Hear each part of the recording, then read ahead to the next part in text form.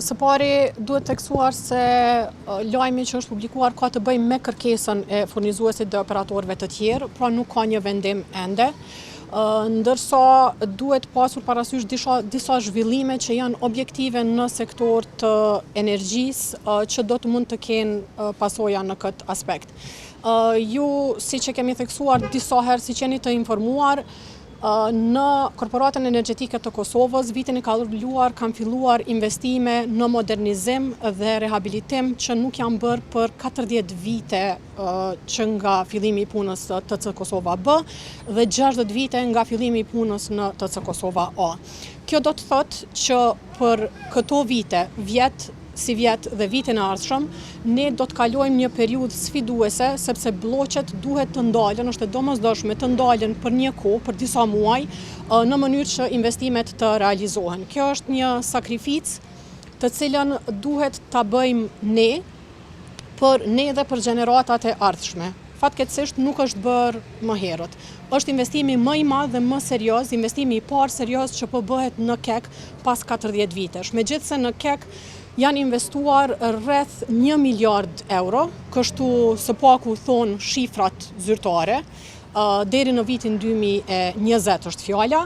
Nuk ka pasur asnjëherë rritje të kapacitetit, nuk ka pasur asnjëherë rritje të eficiencës dhe nuk ka pasur rritje të jetëgjatësisë. Investimet që po bëhen tash i përmirësojnë të gjitha këto aspekte. Pra, tash po investojmë që jetëgjatësia e termocentraleve tona të rritet për 20 vjet, që ndotja të ulet dukshëm përmes vendosjes filterëve për oksidet të azotit dhe për pluhur, dhe gjithashtu kapaciteti do të rritet për së paku 35 MW në secilën blok të termocentralit Kosova B.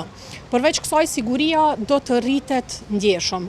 Këto rënjet e bloqeve që i kemi ndodhin sepse nuk ka pasur investime serioze për 40 vitet e fundit. Siguria e sistemit elektroenergjetik duhet rritet dukshëm, duke qenë se termocentralet pastaj do të jenë në dispozicion 85% të kohës për gjatë vitit dhe nuk do të kemi më ndalje të paparashikuara në masën që i kemi.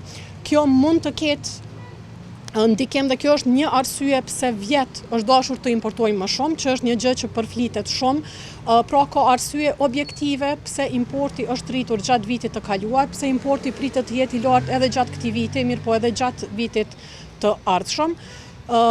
Por kjo gjë duhet ndarë prej një faktori tjetër që ka të bëjë me mënyrën se si blihet energjia, si transportohet energjia me procedurat e të tjera, të cilat janë çështje të cilat zyra rregullatorit e energjisë i mbikëqyr dhe duhet i mbikëqyr dhe ne kemi kërkuar vazhdimisht që të mbikëqyr me shumë vigjilencë.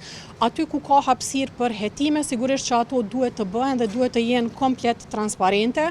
Mirë po, nëse duam të kemi një diskutim të hapur dhe produktiv për politikat energjetike dhe për planet mirë po për edhe atë se çfarë po ndodh, ne duhet t'i dallojmë këta faktorë dhe të flasim në mënyrë të sinqert për këto. Sa i përket kërkesës dhe vendimit eventual ose sa i përket çmimit tarifave të energjisë elektrike, ne do të shohim raportin konsultativ kur ZRE-ja ta publikoj atë.